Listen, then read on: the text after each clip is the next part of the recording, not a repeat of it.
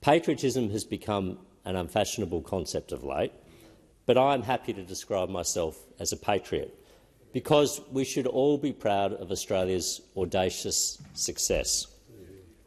We have forged a nation out of the most diverse group of people imaginable into one that is prosperous, secure, united and harmonious. The opportunities we provide our citizens are without parallel. Our freedoms are robust, our institutions are strong, our quality of life is the envy of the world. We should never, however, make the mistake of assuming that Australia's success is preordained, a birthright of our nation.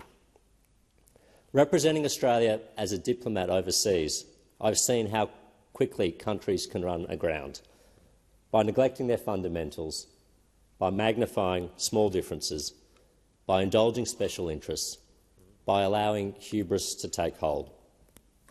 The biggest challenge we face in Australia is that born out of complacency. It's complacent to assume we can focus on the small issues because the big issues will look after themselves. It's complacent to assume that future prosperity is assured because the past has been kind to us. It's complacent to assume that our security is safeguarded by powerful allies and remoteness. The truth is, Australia faces significant tests, the likes of which we have not encountered for several decades. When I delivered my first speech in the other chamber, almost 5 years ago, I warned that Australia's strategic holiday was over, that the features of the international system and our own neighbourhood, which had largely underwritten peace and prosperity in the post-war era, were coming under strain, and that we would need to rely more on ourselves, less on others, in safeguarding our freedoms and independence as a nation. Since that time, the world has only become a less certain and a more dangerous place. Australia has enjoyed three great assets, and for most of our history, these assets have kept the forces of chaos and danger safely at bay. The first, our geography. Being an island continent and relatively remote has insulated us from much turmoil and hostility. The second has been our partnerships. Our alliances with the major naval power of the day, initially Great Britain, later the United States, have safeguarded the seas and our major trading routes, allowing us to trade freely and underwriting much of our prosperity. And the third has been an international order that is rules-based rather than power-based. Australia has been an outsized beneficiary of this order, where states are considered sovereign equals, where they enjoy the same rights regardless of size or strength, and operate under the same agreed framework of international law. These three assets, however, are now under threat. Longer-range weapon systems, plus the ability to interfere from afar through digital and cyber tools, means our geographic isolation no longer provides the measure of protection it once did. The US Navy no longer enjoys uncontested predominance on the high seas.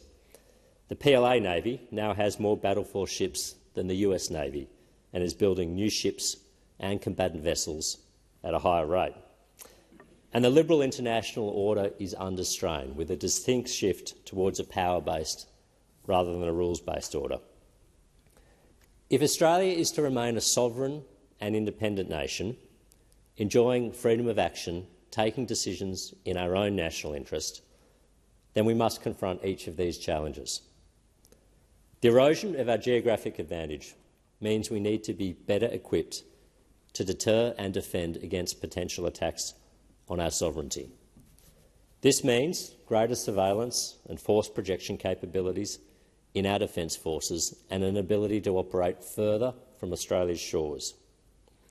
We also need to strengthen our defences against espionage, foreign influence operations and digital and cyber attacks. The Royal Australian Navy is now operating the oldest surface fleet in our nation's history, and the timeline for an upgrade in our capabilities is too slow. Australia must embrace new technologies and doctrines from longer-range missiles to armed drones and uncrewed platforms that can quickly boost our power projection capabilities. Lastly, the challenge to the liberal international order means Australia must do more to defend the principles that underpin that order, rather than relying on the efforts of others. In today's world, there are currently two significant conflicts underway, involving major powers that are testing two important foundational principles that have underpinned the post-World War II settlement and that are articulated in the UN Charter. Russia's invasion of Ukraine is testing the principle that one sovereign state cannot use force against another or acquire territory by force. And Hamas's terrorist attack of 7th of October against Israel and Israel's legitimate military response is testing the principle of the right to self-defence. Both conflicts have the potential to spill beyond their current theatres and escalate into larger wars, with global implications for peace and security. Both wars are exacting a heavy human toll, and in both wars there are loud voices, growing louder, insisting that the costs have grown too high and demanding that a settlement should be found on any terms. The test we face today with these two conflicts is whether we are prepared to uphold the important principles at stake. It was Henry Kissinger, reflecting on the breakdown in peace in the interwar period, who counselled that peace was the byproduct of an international system that was willing to use force, if necessary, to maintain its underlying principles. But he warned, if these underlying principles were not enforced, then the system would quickly fall victim to the most cynical and ruthless states and lead to a greater breakdown in peace. If we truly want an enduring peace, then we need to defend the principles that deter aggressors, and Australia has to play a part in this defence. If Russia succeeds in extinguishing Ukrainian sovereignty, or Hamas is able to claim a meaningful victory, then we will have failed this test. Ruthless actors the world over will be emboldened, and the conflicts we so desperately sought to avoid will be brought instead closer to our own shores. Australia must do more to help Ukraine resist Russia's aggression, and Australia must insist that a durable peace in the Middle East is only possible with the removal of Hamas.